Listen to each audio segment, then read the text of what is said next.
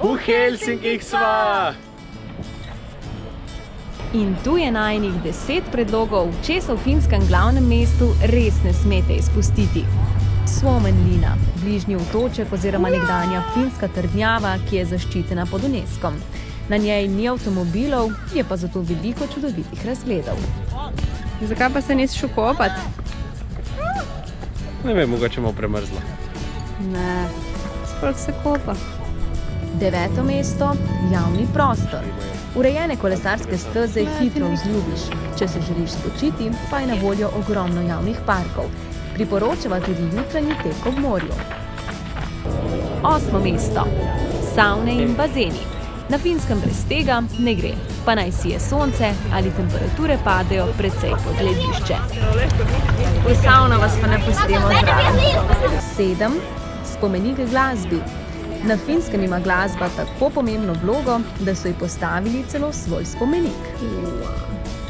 6. Luteranska katedrala daje mestu značilno podobo. Pred njo se razteza velik trg, kjer lahko počnete marsikaj. 5. Rock Church ali cerkev, ki je sklesana dobesedno v skalo, vas bo pustila odprtih ust.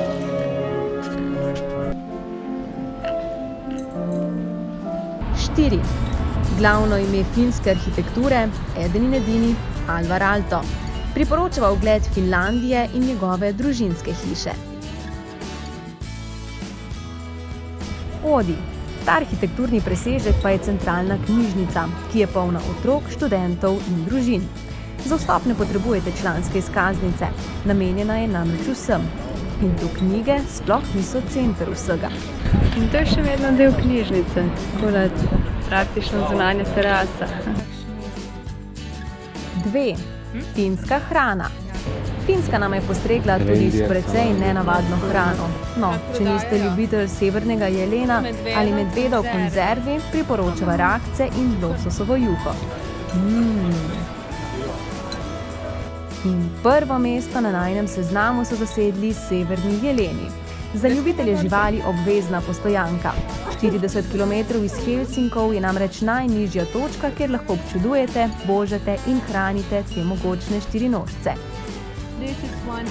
Tako, to je bilo 10 najinih predlogov za raziskovanje Helsinkov. Sva kakšnega pozabila? So vam všeč? Zapišite v komentarjih in lajkajte video. Čao!